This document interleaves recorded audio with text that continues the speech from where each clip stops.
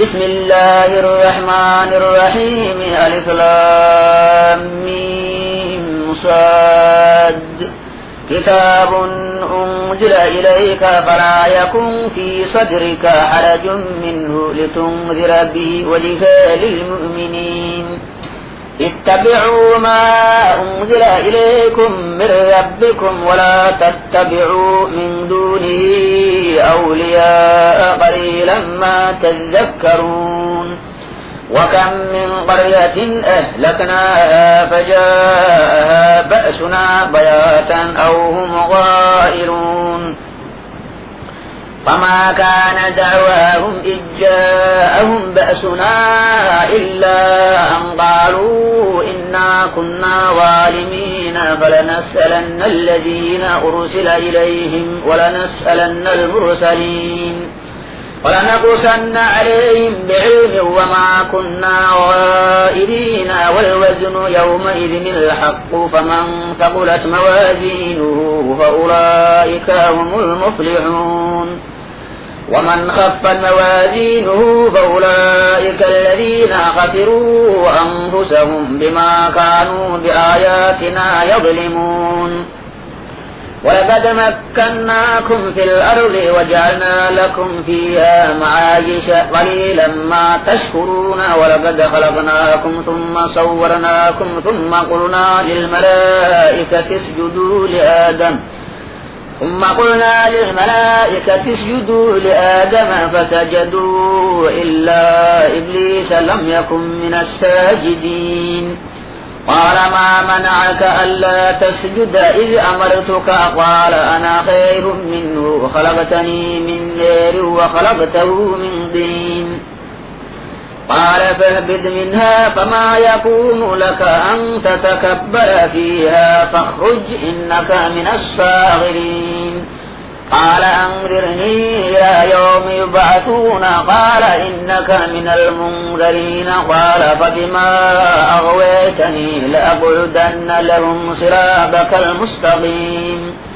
ثم لآتينهم من بين أيديهم ومن خلفهم وعن أيمانهم وعن شمائلهم ولا تجد أكثرهم شاكرين قال اخرج منها مذءوما مدحورا لمن تبعك منهم لأملأن جهنم منكم أجمعين ويا آدم اسكن أنت وزوجك الجنة فكلا من حيث شئتما ولا تقربا هذه الشجرة فتكونا من الظالمين فوسوس لهما الشيطان ليبدي لهما ما وري عنهما من سوآتهما وقال ما نهاكما ربكما عن هذه الشجرة إلا أن تكونا ملكين أو تكونا من الخالدين وقاسمهما إني لكما لمن الناصحين فدلاهما بغرور فلما ذاقا الشجرة بدت لهما سوآتهما وطفقا يخصفان عليهما من ورق الجنة وناداهما ربهما ألم أنهكما عن تلكما الشجرة وأقل لكما إن الشيطان لكما عدو مبين قالا ربنا ظلمنا أنفسنا وإن لم تغفر لنا وترحمنا لنكونن من الخاسرين قال اهبطوا بعضكم لبعض عدو ولكم في الأرض مستقر ومتاع إلى حين قال فيها تحيون وفيها تموتون ومنها تخرجون يا بني آدم قد أنزلنا عليكم لباسا يواري صواتكم وريشا ولباس التقوى ذلك خير ذلك من آيات الله لعلهم يذكرون يا بني آدم لا يفتننكم الشيطان كما أخرج أبويكم من الجنة ينزع عنهما لباسهما ليريهما سوآتهما إنه إنه يراكم هو وقبيله من حيث لا ترونهم إنا جعلنا الشياطين أولياء للذين لا يؤمنون وإذا فعلوا فاحشة قالوا وجدنا عليها آباءنا والله أمرنا بها قل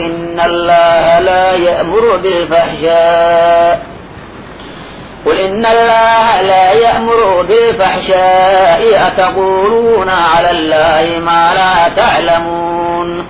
قل أمر ربي بالقسط وأقيموا وجوهكم عند كل مسجد وادعوه مخلصين له الدين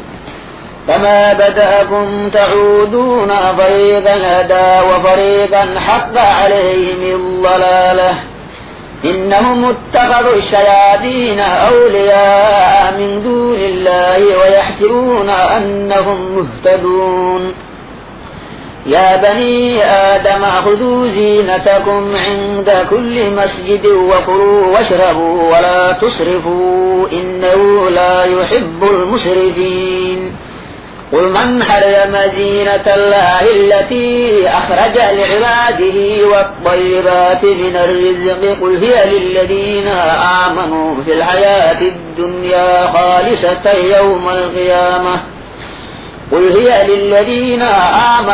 الحياة الدنيا خالصة يوم القيامة كذلك نفصل الآيات لقوم يعلمون قل إنما حرم ربي الفواحش ما ظهر منها وما بطن والإثم والبغي بغير الحق وأن تشركوا بالله ما لم ينزل به سلطانا وأن تقولوا على الله ما لا تعلمون ولكل أمة أجل فإذا جاء أجلهم لا يستأخرون ساعة ولا يستقدمون يا بني آدم إما يأتينكم رسل منكم يقصون عليكم آياتي فمن اتقى وأصلح فلا خوف عليهم ولا هم يحزنون والذين كذبوا بآياتنا واستكبروا عنها أولئك أصحاب النار هم فيها خالدون ومن أظلم ممن افترى على الله كذبا أو كذب بآياته أولئك ينالهم نصيبهم من الكتاب حتى إذا جاءتهم رسلنا يتوفونهم قالوا أين ما كنتم تدعون من دون الله قالوا ضلوا عنا وشهدوا على أنفسهم أنهم كانوا كافرين قال ادخلوا في قد خلت من قبلكم من الجن والإنس في النار كلما دخلت أمة لعنت أختها حتى إذا اداركوا فيها جميعا قالت أخيهم لأولاهم ربنا هؤلاء يضلونا فآتهم عذابا ضعفا في النار قال لكل ضعف ولكن لا تعلمون وقالت أولاهم لأخريهم فما كان لكم علينا من فضل فذوقوا العذاب بما كنتم تكسبون إن الذين كذبوا بآياتنا واستكبروا عنها لا تفتح لهم أبواب السماء ولا يدخلون الجنة حتى يلج الجمل في سم الخياط وكذلك نجزي المجرمين لهم من جهنم مهاد ومن فوقهم غواش وكذلك نجزي الظالمين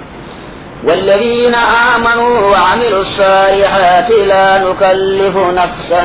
إلا وسعها أولئك أصحاب الجنة هم فيها خالدون ونزعنا ما في صدورهم من غل تجري من تحتهم الأنهار وقالوا الحمد لله الذي هدانا لهذا وما كنا لنهتدي لولا أن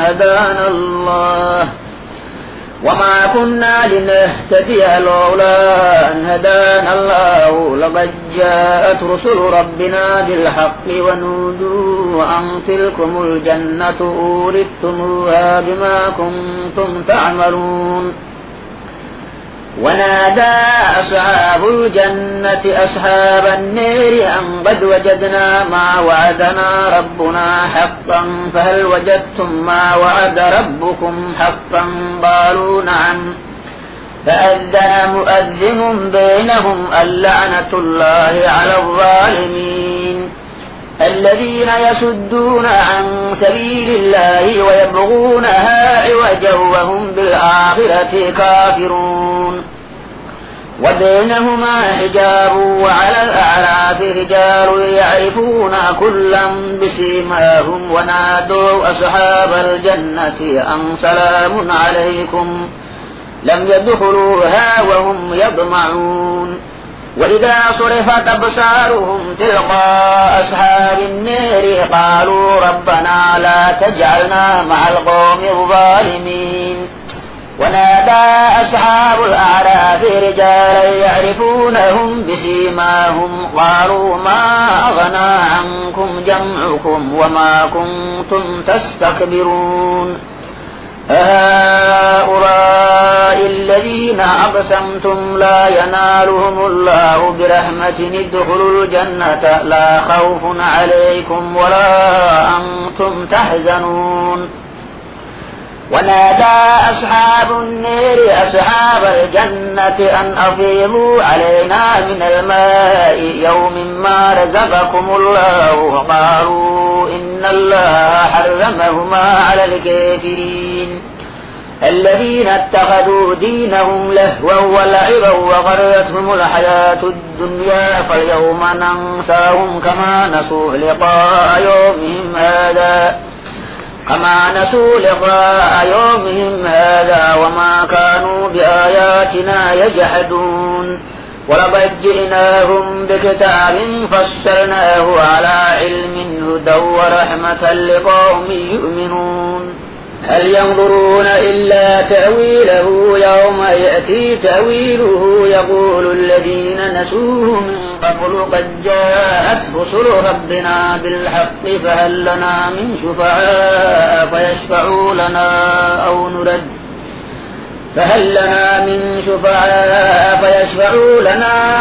نرد فنعمل غير الذي كنا نعمل قد خسروا أنفسهم وضل عنهم ما كانوا يفترون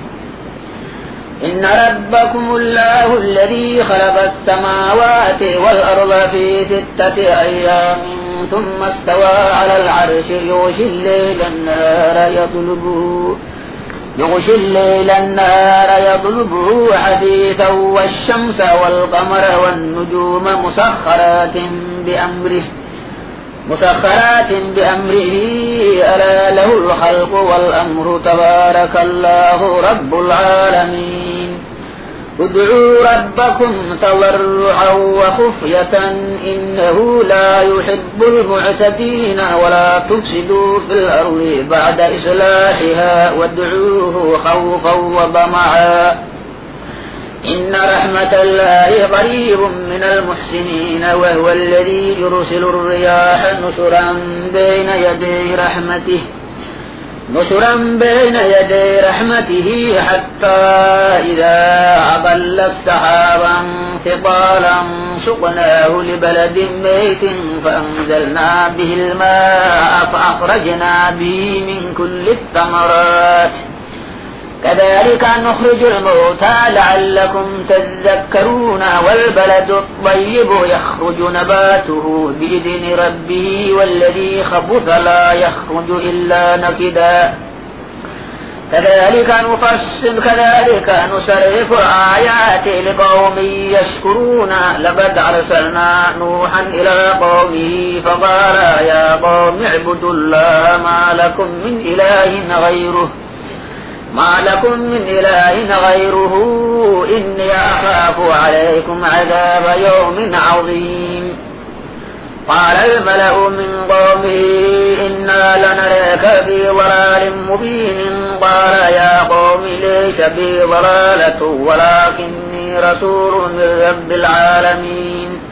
أبلغكم رسالات ربي وأنصح لكم وأعلم من الله ما لا تعلمون. وعجبتم أن جاءكم ذكر من ربكم على رجل منكم لينذركم ولتتقوا ولعلكم ترحمون. فكذبوه فأنجيناه والذين معه في الفلك وأغرقنا الذين كذبوا بآياتنا إنهم كانوا قوما عمين. وإلى عاد أخاهم هودا قال يا قوم اعبدوا الله ما لكم من إله غيره أفلا تتقون. قال الملأ الذين كفروا من قومه إنا لنراك في سفاهة وإنا لنظنك من الكاذبين. قال يا قوم ليس بي سفاهة ولكني رسول من رب العالمين أبلغكم رسالات ربي وأنا لكم ناصح أمين. أوعجبتم أن جاءكم ذكر من ربكم على رجل منكم لينذركم واذكروا إذ جعلكم خلفاء من بعد قوم نوح وزادكم في الخلق بسطة فاذكروا آلاء الله لعلكم تفلحون. قالوا أجئتنا لنعبد الله وحده ونذر ما كان يعبد آباؤنا فأتنا بما تعدنا إن كنت من الصادقين. قال قد وقع عليكم من ربكم رجس وغضب أتجادلونني في أسماء سميتموها أنتم وآباؤكم ما نزل الله بها من سلطان فانتظروا إني معكم من المنتظرين. فأنجيناه والذين معه برحمة منا وقطعنا دابر الذين كذبوا بآياتنا وما كانوا مؤمنين. وإلى ثمود أخاهم صالحا قال يا قوم اعبدوا الله ما لكم من إله غيره قد جاءتكم بينة من ربكم هذه ناقة الله لكم آية فذروها تأكل في أرض الله ولا تمسوها بسوء فيأخذكم عذاب أليم. واذكروا إذ جعلكم خلفاء من بعد عاد وبوأكم في الأرض تتخذون من سهولها قصورا وتنحتون الجبال بيوتا فاذكروا آلاء الله ولا تعثوا في الأرض مفسدين.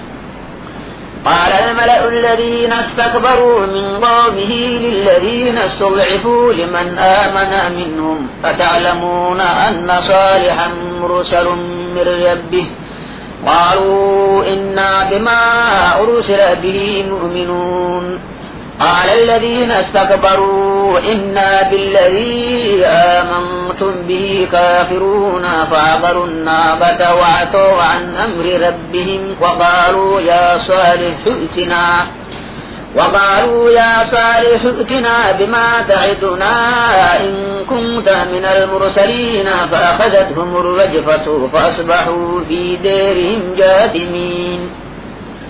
فتولى عنهم وقال يا قوم لقد أبلغتكم رسالة ربي ونصحت لكم ولكن لا تحبون الناصحين. ولوطا إذ قال لقومه أتأتون الفاحشة ما سبقكم بها من أحد من العالمين إنكم لتأتون الرجال شهوة من دون النساء بل أنتم قوم مسرفون وما كان جواب قومه إلا أن قالوا أخرجوهم من قريتكم إنهم أناس يتبهرون فأنجيناه وأهله إلا امرأته كانت من الغابرين وأمطرنا عليهم مطرا فانظر كيف كان عاقبة المجرمين وإلى مدين أخاهم شعيبا قال يا قوم اعبدوا الله ما لكم من إله غيره قد جاءتكم بينة من ربكم فأوفوا الكيل والميزان ولا تبخسوا الناس أشياءهم ولا تفسدوا في الأرض بعد إصلاحها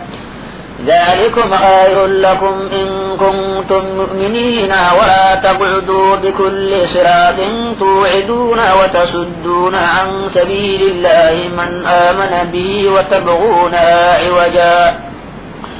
واذكروا إذ كنتم قليلا فكفركم وانظروا كيف كان عاقبة المفسدين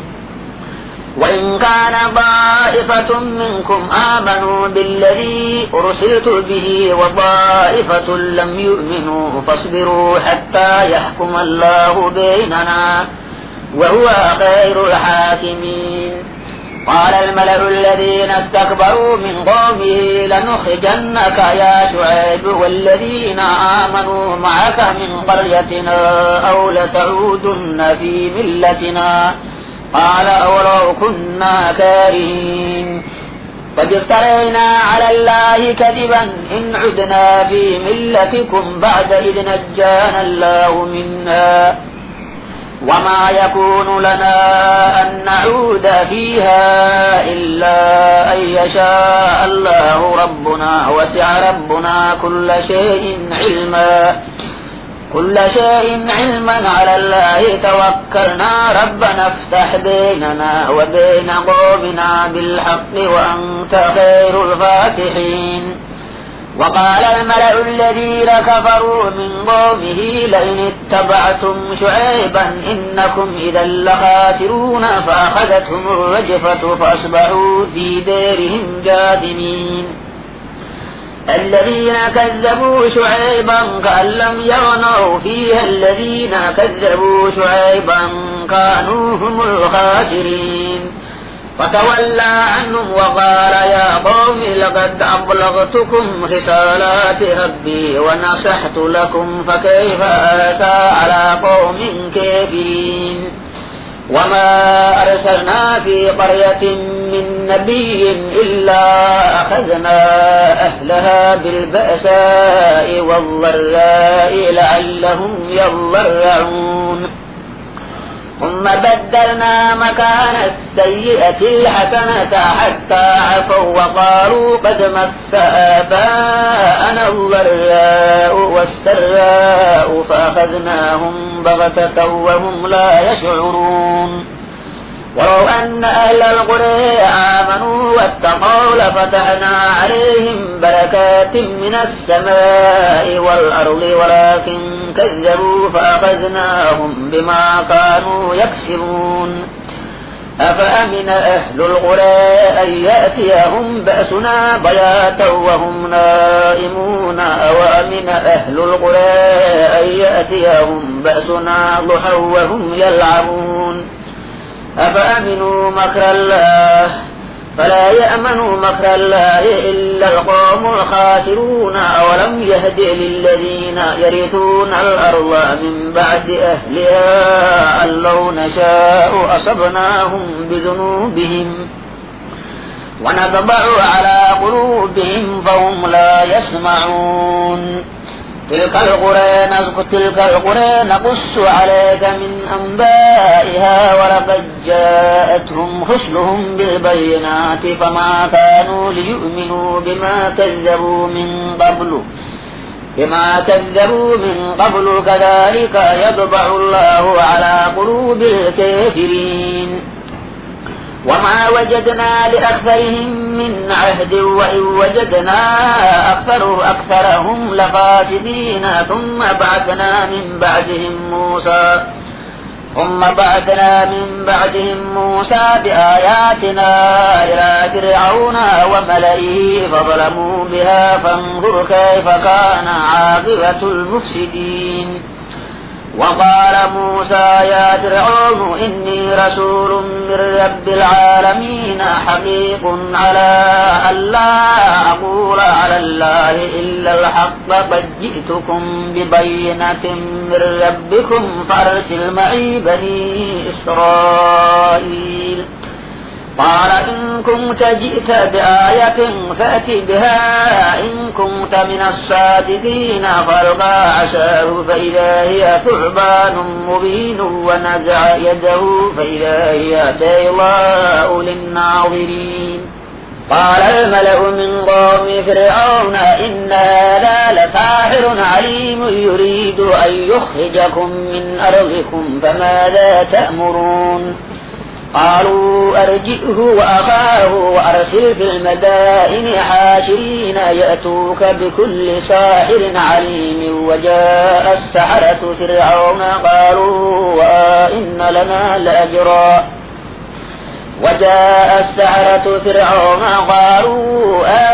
لنا لأجرا إن كنا نحن الغالبين. قال نعم وإنكم لمن المقربين. قالوا يا موسى إما أن تلقي وإما أن نكون نحن الملقين. قال ألقوا فلما ألقوا سحروا أعين الناس واسترهبوهم وجاءوا بسحر عظيم. وأوحينا إلى موسى أن ألق عصاك فإذا هي تلقف ما يأفكون فوقع الحق وبطل ما كانوا يعملون. فغلبوا هنالك وانقلبوا صاغرين وألقي السحرة ساجدين. قالوا آمنا برب العالمين رب موسى وهارون. قال فرعون آمنتم به قبل أن آذن لكم إن هذا لمكر مكرتموه في المدينة لتخرجوا منها أهلها فسوف تعلمون. لأقطعن أيديكم وأرجلكم من خلاف ثم لأصلبنكم أجمعين. قالوا إنا إلى ربنا منقلبون وما تنقم منا إلا أن آمنا بآيات ربنا لما جاءتنا ربنا أفرغ علينا صبرا وتوفنا مسلمين. وقال الملأ من قوم فرعون أتذر موسى وقومه ليفسدوا في الأرض ويذرك وآلهتك قال سنقتل أبناءهم ونستحيي نساءهم وإنا فوقهم قاهرون. قال موسى لقومه استعينوا بالله واصبروا إن الأرض لله يورثها من يشاء من عباده والعاقبة للمتقين. قالوا أوذينا من قبل أن تأتينا ومن بعد ما جئتنا. قال عسى ربكم أن يهلك عدوكم ويستخلفكم في الأرض فينظر كيف تعملون. ولقد أخذنا آل فرعون بالسنين ونقص من الثمرات لعلهم يذكرون. فإذا جاءتهم الحسنة قالوا لنا هذه وإن تصبهم سيئة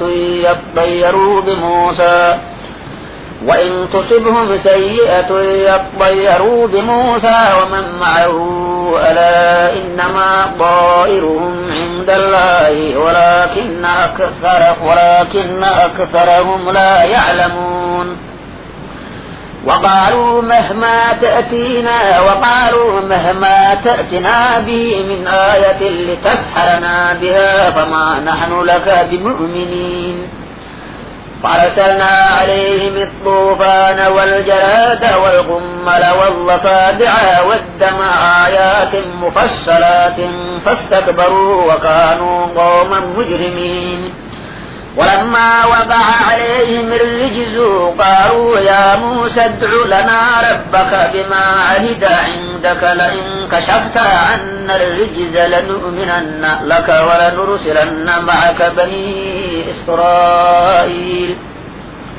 فلما كشفنا عنهم الرجز إلى أجل هم بالغوه إذا هم ينكثون فانتقمنا منهم فأغرقناهم في اليم بأنهم كذبوا بآياتنا وكانوا عنها غافلين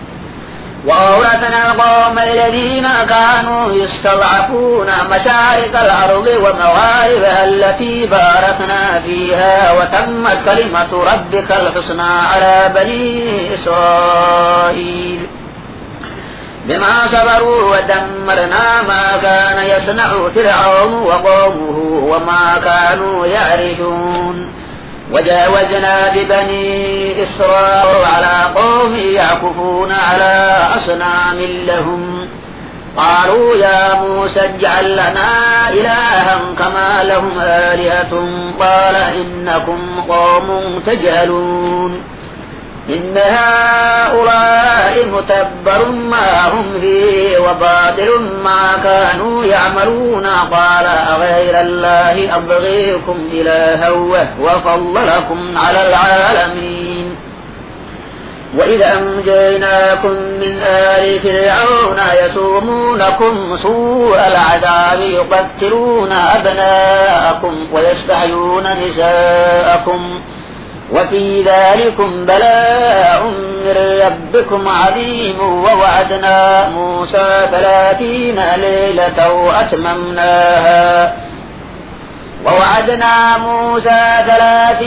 ليلة وأتممناها ب10 فتم ميقات ربه 40 ليلة وقال موسى لأخيه هارون اخلفني في قومي وأصلح ولا تتبع سبيل المفسدين وأما جاء موسى لميقاتنا وكلمه ربه قال رب أرني أنظر إليك قال لن تراني ولكن انظر إلى الجبل فإن استقر مكانه فسوف تراني فلما تجلى ربه للجبل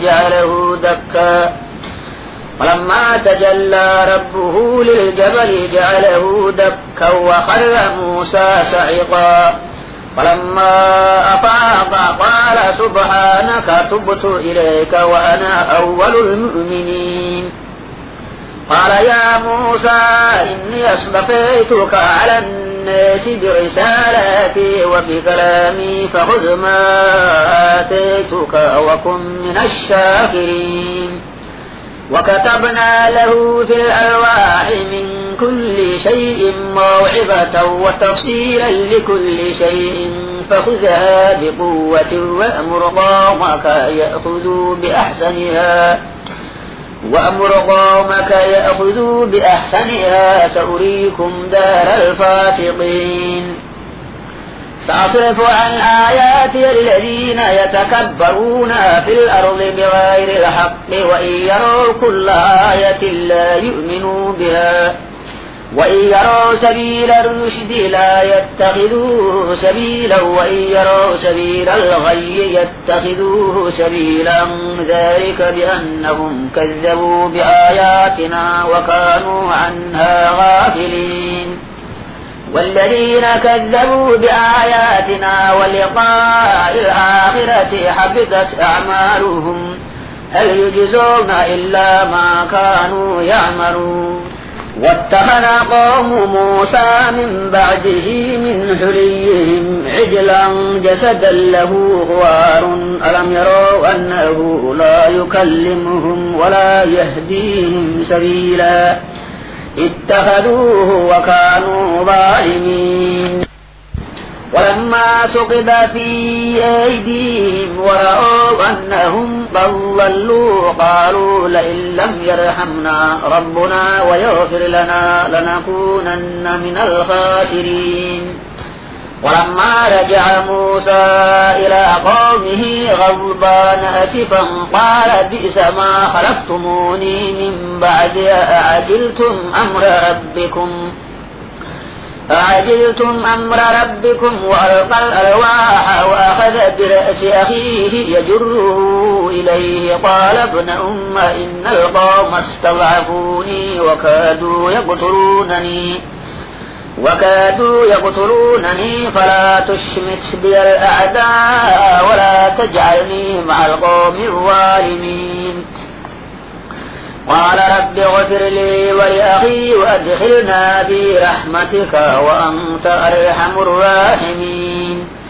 إن الذين اتخذوا العجل سينالهم غضب من ربهم وذلة في الحياة الدنيا وكذلك نجزي المفترين والذين عملوا السيئات ثم تابوا من بعدها وآمنوا إن ربك من بعدها لغفور رحيم ولما سكت عن موسى الغضب أخذ الألواح وفي نسختها هدى ورحمة للذين هم لربهم يرهبون واختار موسى قومه 70 رجلا لميقاتنا فلما أخذتهم الرجفة قال رب لو شئت أهلكتهم من قبل وإياي أتهلكنا بما فعل السفهاء منا إن هي إلا فتنتك تضل بها من تشاء وتهدي من تشاء وأنت ولينا فاغفر لنا وارحمنا وأنت خير الغافرين واكتب لنا في هذه الدنيا حسنة وفي الآخرة إنا هدنا إليك قال عذابي أصيب به من أشاء ورحمتي وسعت كل شيء فسأكتبها للذين يتقون ويؤتون الزكاة والذين هم بآياتنا يؤمنون الذين يتبعون الرسول النبي الأمي الذي يجدونه مكتوبا عندهم في التوراة والإنجيل يأمرهم بالمعروف وينهاهم عن المنكر ويحل لهم الطيبات ويحرم عليهم الخبائث ويضع عنهم إصرهم والأغلال التي كانت عليهم الذين آمنوا به وعزروه ونصروه واتبعوا النور الذي أنزل معه أولئك هم المفلحون قل يا أيها الناس إني رسول الله إليكم جميعا الذي له ملك السماوات والأرض لا إله إلا هو يحيي ويميت فآمنوا بالله ورسوله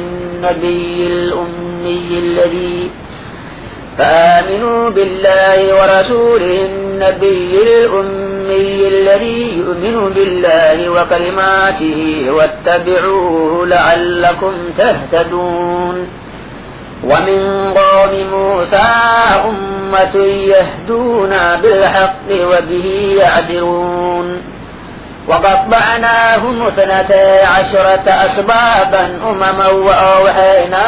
إلى موسى إذ استسقاه قومه أن اضرب بعصاك الحجر فانبجست منه 12 عينا قد علم كل أناس مشربهم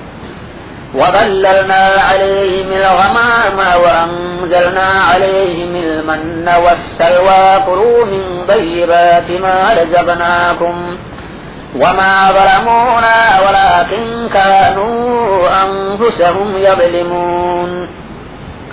وإذ قيل لهم اسكنوا هذه القرية وكلوا منها حيث شئتم وقولوا حطة وادخلوا الباب سجدا نغفر لكم خطاياكم سنزيد المحسنين فبدل الذين ظلموا منهم قولا غير الذي قيل لهم فأرسلنا عليهم رجزا من السماء بما كانوا يظلمون واسألهم عن القرية التي كانت حاضرة البحر إذ يعدون في السبت إذ تأتيهم حيتانهم يوم سبتهم شرعا ويوم لا يسبتون لا تأتيهم كذلك نبلوهم بما كانوا يفسقون وإذ قالت أمة منهم لم تعظون قوما الله مهلكهم أو معذبهم عذابا شديدا قالوا معذرة إلى ربكم ولعلهم يتقون فلما نسوا ما ذكروا به أنجينا الذين ينهون عن السوء وأخذنا الذين ظلموا بعذاب بئيس بما كانوا يفسقون فلما أتوا عما نهوا عنه قلنا لهم كونوا قردة خاسئين وإذ تأذن ربك ليبعثن عليهم إلى يوم القيامة من يسومهم سوء العذاب إن ربك لسريع العقاب وإنه لغفور رحيم وقطعناهم في الأرض أمما منهم الصالحون ومنهم دون ذلك وبلوناهم بالحسنات والسيئات لعلهم يرجعون فخلف من بعدهم خلف ورثوا الكتاب يأخذون عرض هذا الأدنى ويقولون سيغفر لنا وإن يأتهم عرض مثله يأخذوه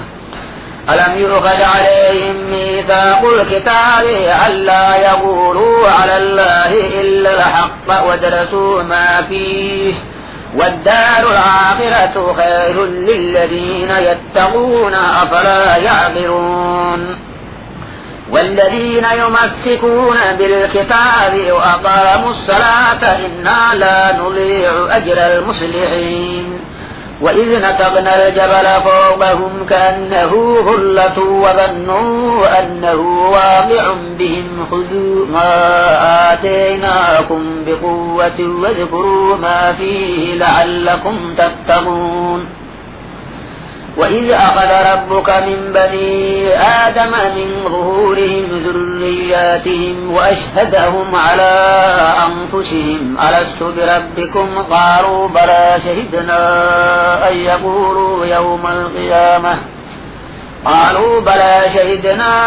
أن يقولوا يوم القيامة إنا كنا عن هذا غافلين أو يقولوا إنما أشرك آباؤنا من قبل وكنا ذرية من بعدهم أفتهلكنا بما فعل المبطلون وكذلك نفصل الآيات ولعلهم يرجعون واتل عليهم نبأ الذي آتيناه آياتنا فانسلخ منها فاتبعه الشيطان فكان من الغاوين ولو شئنا لرفعناه بها ولكنه أخلد إلى الأرض واتبع هواه فمثله كمثل الكلب إن تحمل عليه يلهث أو تتركه يلهث ذلك مثل القوم الذين كذبوا بآياتنا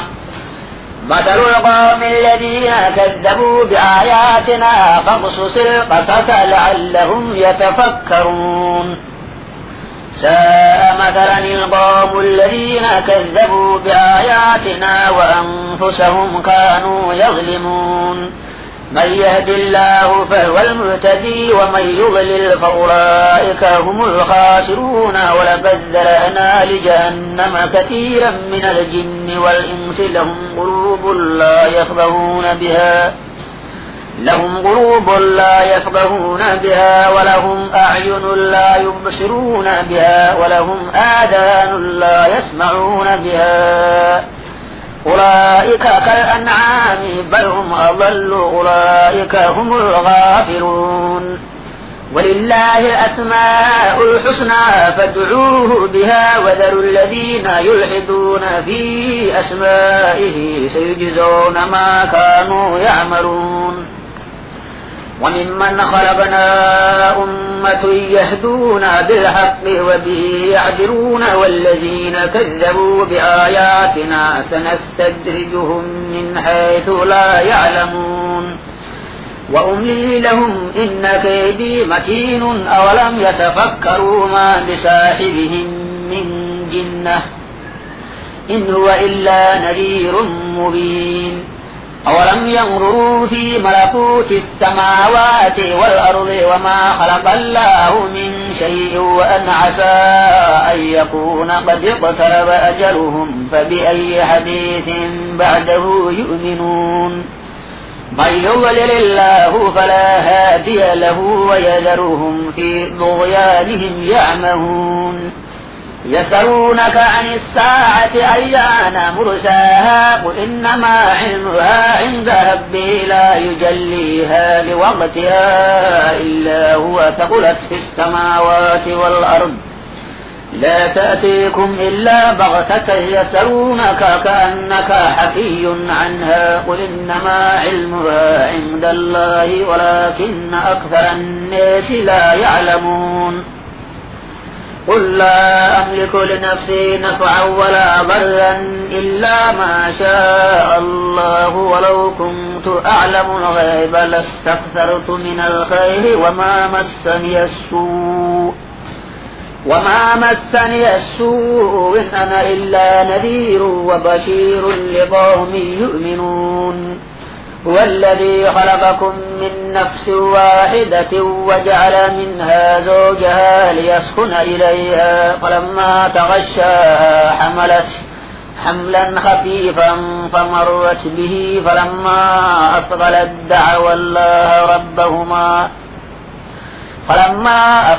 دعوا الله ربهما لئن آتيتنا صالحا لنكونن من الشاكرين فلما آتاهما صالحا جعل له شركاء فيما آتاهما فتعالى الله عما يشركون ما لا يخلق شيئا وهم يخلقون ولا يستطيعون لهم نصرا ولا أنفسهم ينصرون وإن تدعوهم إلى الهدى لا يتبعوكم سواء عليكم أدعوتموهم أم أنتم صامتون إن الذين تدعون من دون الله عباد أمثالكم فادعوهم فليستجيبوا لكم إن كنتم صادقين ألهم أرجل يمشون بها أم لهم أيدي يبطشون بها أم لهم أعين يبصرون بها أم لهم آذان يسمعون بها قل ادعوا شركاءكم ثم كيدوني فلا تنظرون إن وليي الله الذي نزل الكتاب وهو يتولى الصالحين والذين تدعون من دونه لا يستطيعون نصركم ولا أنفسهم ينصرون وإن تدعوهم إلى الهدى لا يسمعوا وتريهم ينظرون إليك وهم لا يبصرون خذ العفو وأمر بالعرف وأعرض عن الجاهلين وإما ينزغنك من الشيطان نزغ فاستعذ بالله إنه سميع عليم إن الذين اتقوا إذا مسهم ضيف من الشيطان تذكروا فإذا هم مبصرون وإخوانهم يمدونهم في الغي ثم لا يقصرون وإذا لم تأتهم بآية قالوا لولا اجتبيتها قل إنما أتبع ما يوحى إلي من ربي هذا بصائر من ربكم وهدى ورحمة لقوم يؤمنون وإذا قرئ القرآن فاستمعوا له وأنصتوا لعلكم ترحمون واذكر ربك في نفسك تضرعا وخيفة ودون الجهر من القول بالغدو والآصال واذكر ربك في نفسك تضرعا وخيفة ودون الجهر من القول بالغدو والآصال ولا تكن من الغافلين إن الذين عند ربك لا يستكبرون عن عبادته ويسبحونه وله يسجدون